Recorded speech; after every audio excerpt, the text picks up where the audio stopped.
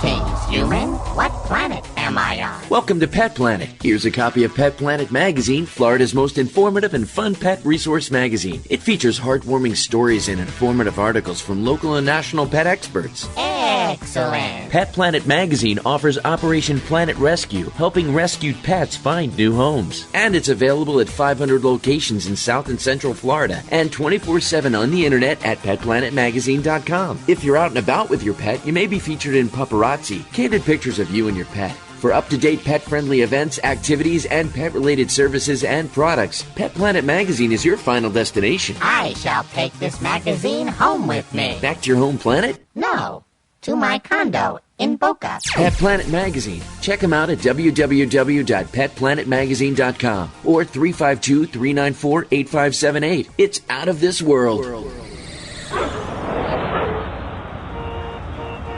New York, the glitz, the glamour, the exciting Mutt-tropolis, the sparkling kitty city that never sleeps. Join us each week for Pets in the City with your host, Diane West. Celebrity pet sightings, hot events, and news and reviews with the hottest movers, shakers, and tail waggers in New York. So take a bite out of the Big Apple with Pets in the City every week on demand, only on PetLifeRadio.com.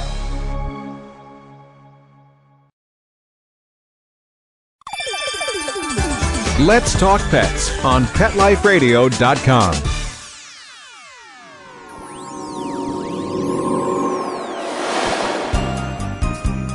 Did you hear that?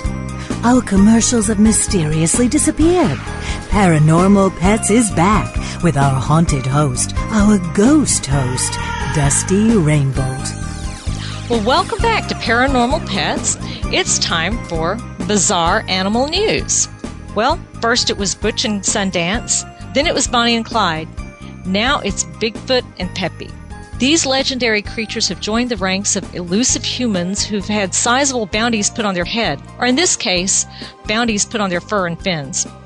According to a June 4th article by Benjamin Radford at livescience.com, Field and Stream magazine and Bushnell, the manufacturer of binoculars, are offering a $1 million bounty to anyone who can provide unaltered photography or videography proving the existence of Bigfoot, Sasquatch, or the Yeti. The hitch?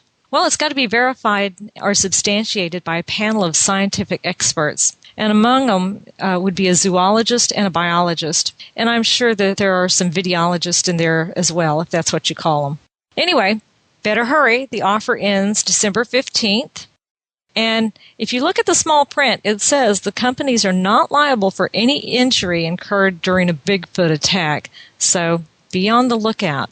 In another article, this one by Kevin Hatner in the St. Paul Pioneer Press, the Lake City Tourism Bureau is making an offer you can't refuse. The Bureau is offering a $50,000 reward for undisputable evidence that proves the existence of Peppy, a water creature living in Lake Pepin. Now, Peppy is Minnesota's version of the Loch Ness Monster. The hitch in this case is the proof should include photographs and or samples of skin or fins that can be studied for DNA analysis. I have a feeling they're not going to get many takers on this one.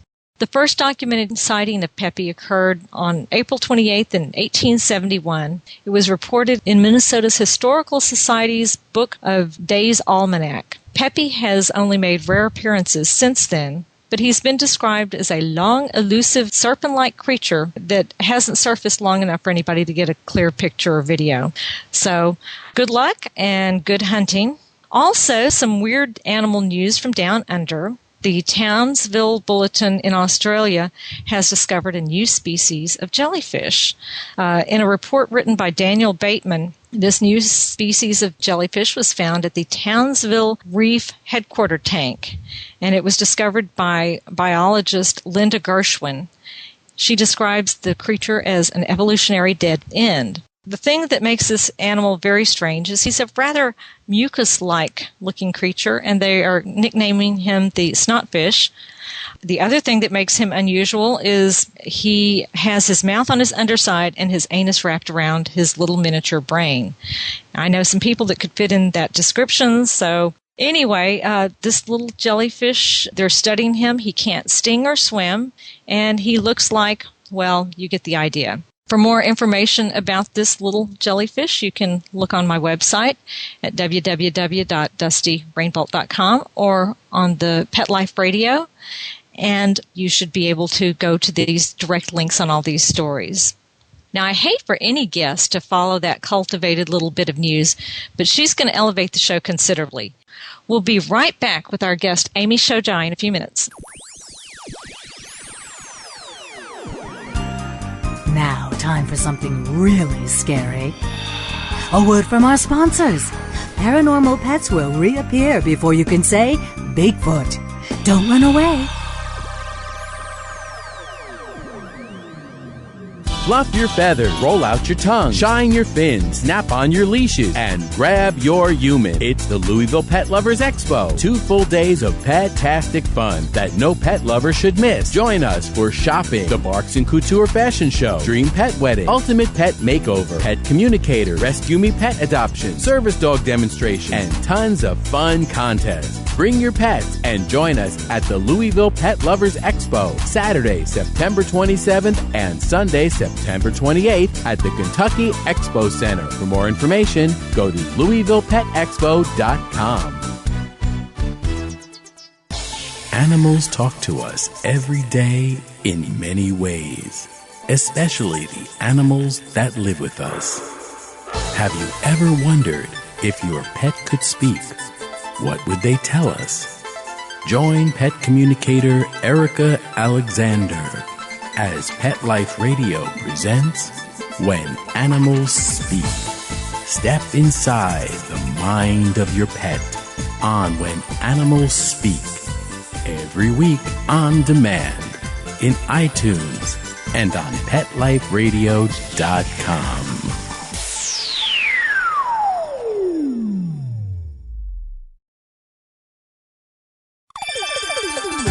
Let's Talk Pets on PetLifeRadio.com.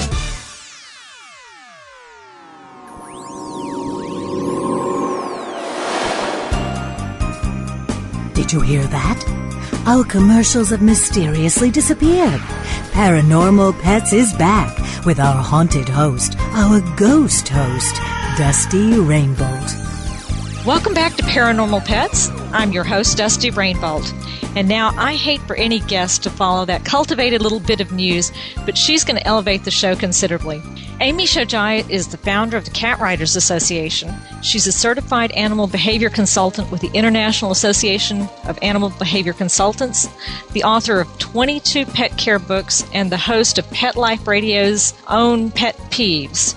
She's also a consultant to the pet products industry, and you can check out her amazing bio at the Pet Peeves link at PetLifeRadio.com. Amy, welcome to Paranormal Pets, and thanks for joining us. I'm delighted to be here, Dusty. Well, I understand you've had an interesting paranormal pet encounter. Why don't you tell us about it? Oh, well, it was interesting. It was a very sad time in my life, too, of course. We had our dog, a German Shepherd, for a little over 13 years. And as anybody listening out there knows, 13 years were not enough.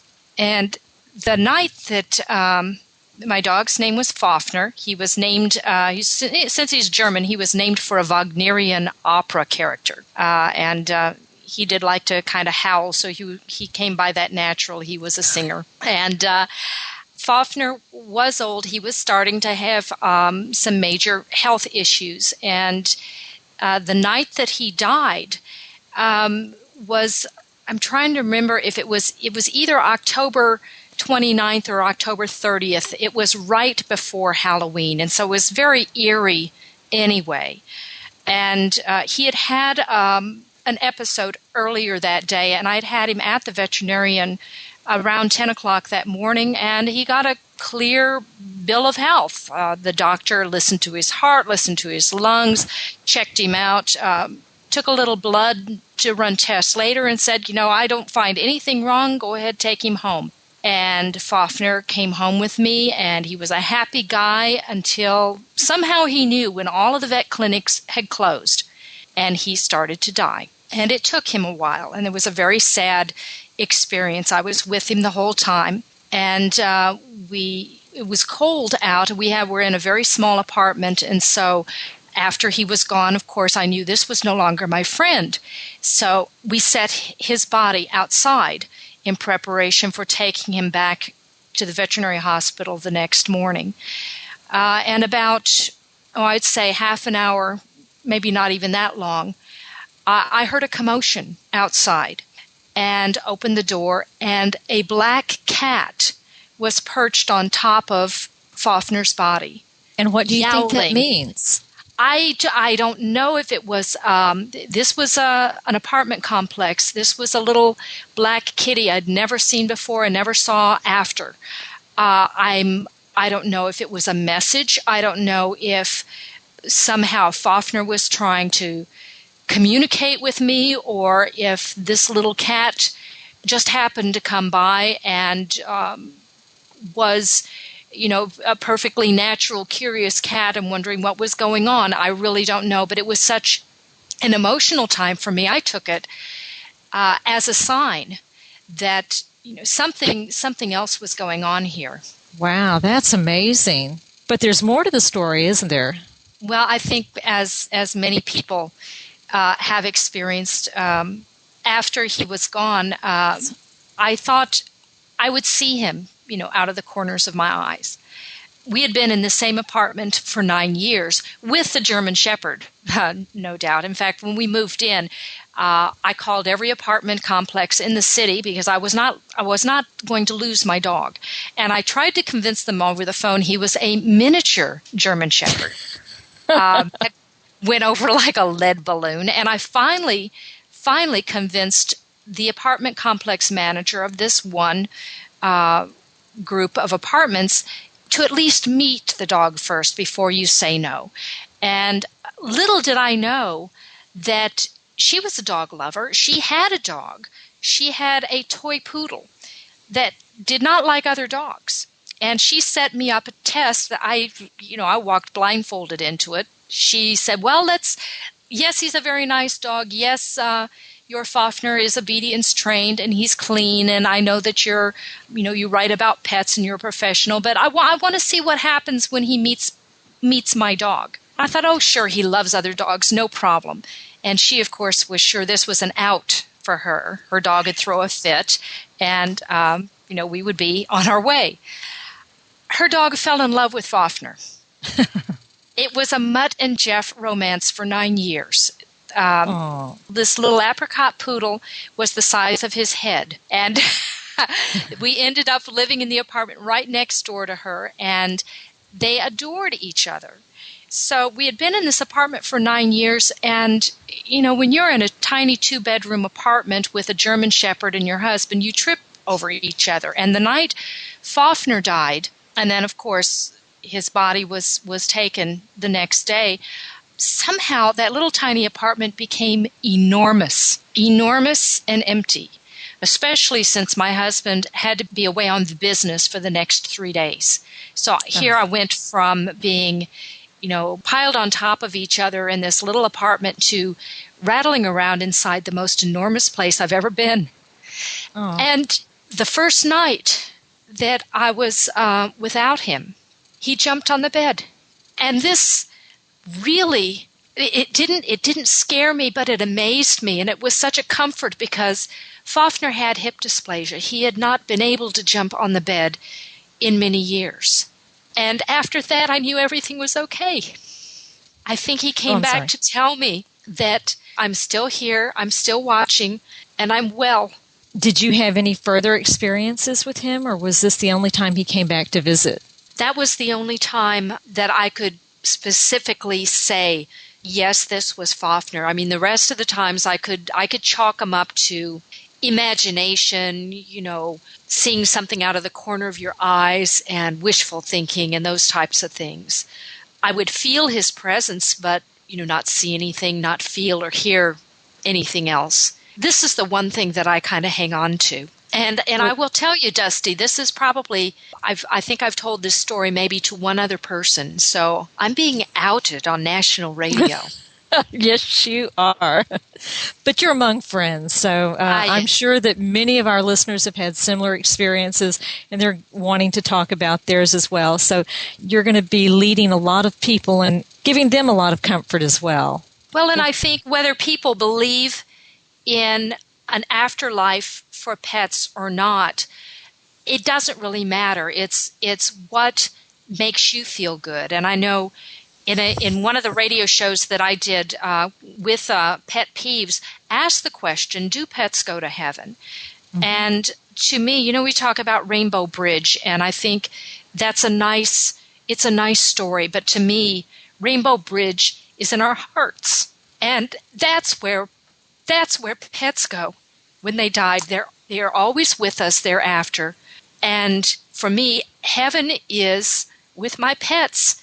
And I know I'm going to see him again. Well, and you already have, so I guess that verifies that, doesn't it? Absolutely. I just have to wonder, though, if there are ghost mice and ghost cats for Fafner to sniff and have fun with, too. Well, I don't have any question about the ghost cats. I kind of wonder about the ghost mice, but I have to tell you, I am really curious whether there's going to be like ghost lizards or ghost quail, or I wonder what happens to the animals that are not people's pets, whether they actually are ghosts or whether they just go to wherever they go.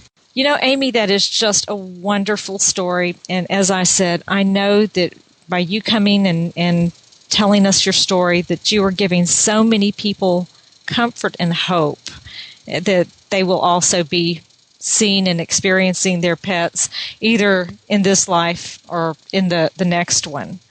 Would you like to tell us anything else? Well, I don't know. That's my one special experience. I know that my husband and I previously lived in a house in Tennessee that it was our understanding had been vacated by a woman who was a cat collector. And she had been quite eccentric and had painted the entire house pink, including the grand piano.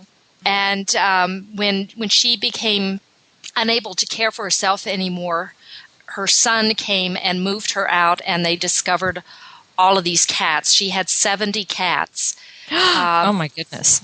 In this one house, yes, and they found where she had taken care of the bodies of those that had passed away. She still had some out in a back shed, and so we lived in this house. And I'm not sure that the cats' ghosts were there. They may be left for greener pastures, but I know that she was there because I would smell her perfume.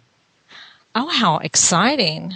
Well, she was just making sure that whatever little animals were there were taken care of, I'm sure. I think that must be it. Well, unfortunately, we're running out of time. I'd like to thank my guest, Amy Shojai, and my producer for making our show possible. If you have a story about a paranormal pet, an animal haunting, a hotel or a public place that's haunted by an animal, or a little bit of bizarre animal news, you can contact me through Pet Life Radio or at DustyRainbolt.com. Don't forget to look for my book, Ghost Cats, Human Encounters with Feline Spirits, at your bookstore. And also check out my cat care and behavior books, Cat Wrangling Made Easy, Maintaining Peace and Sanity in Your Multi-Cat Households, and Kittens for Dummies. Goodbye, and may you always be in good spirits. Pet Life Radio presents Paranormal Pets, where you can always expect the unexpected. Each week we'll discuss all aspects of weird or spiritual animal encounters, ghosts, totems, psychic animals, animal souls, animal angels, and animals in religion, with a little cryptozoology thrown in.